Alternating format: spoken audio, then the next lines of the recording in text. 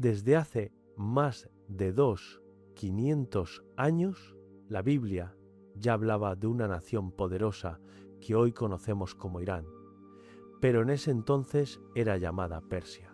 Lo que muchos no saben es que Persia no aparece en las escrituras como una nación cualquiera, sino como una pieza clave dentro de una narrativa profética que aún no ha terminado. En el Antiguo Testamento, Persia fue una de las pocas naciones extranjeras utilizadas directamente por Dios para cumplir su propósito. El rey Ciro, gobernante del imperio persa, no solo conquistó Babilonia, sino que liberó al pueblo de Israel, cumpliendo una profecía escrita más de 150 años antes de su nacimiento. Este detalle es sorprendente, porque la Biblia menciona a Ciro por nombre antes de que existiera, pero eso es solo el comienzo. Hay referencias menos conocidas que apuntan a un papel mucho más profundo de esta región en los últimos tiempos. En el libro de Jeremías, capítulo 49, se menciona a Elam, una región ubicada en lo que hoy es el suroeste de Irán. Allí se habla de un juicio repentino, donde el arco de Elam sería quebrado, una expresión que muchos estudiosos interpretan como la destrucción de su poder militar. Sin embargo, lo más impactante viene después. El mismo pasaje afirma que, en los días finales, Dios restaurará a Elam.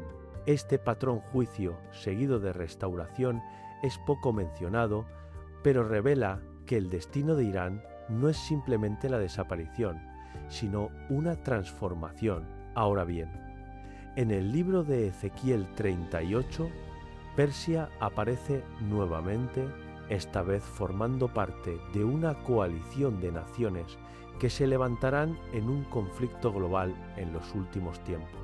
Lo inquietante es que esta alianza incluye territorios que hoy corresponden a regiones como Rusia, Turquía y partes del Medio Oriente.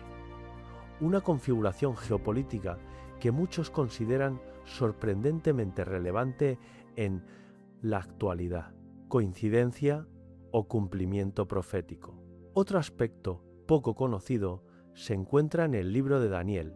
Daniel describe al imperio medo-persa como un poder dominante que vendría después de Babilonia, representado simbólicamente como un carnero con 2 cuernos.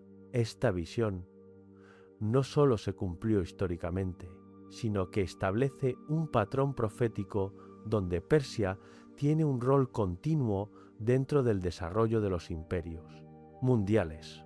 Pero hay algo aún más profundo. En Daniel 10 se menciona a un príncipe de Persia, una figura espiritual que se opone a un mensajero enviado por Dios.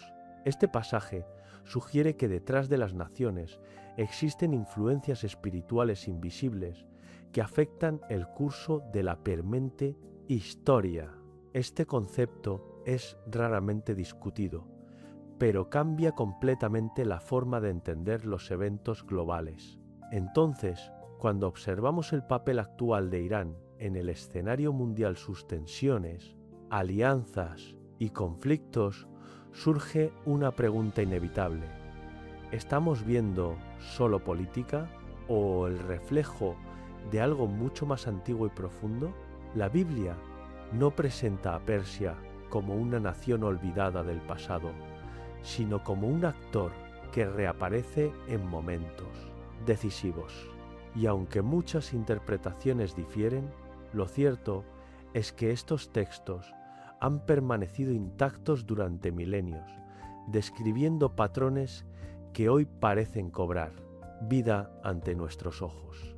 El destino de Irán, según la Biblia, no es una historia simple, es una historia de poder, juicio, propósito y posible redención, y tal vez apenas estamos comenzando a entenderla.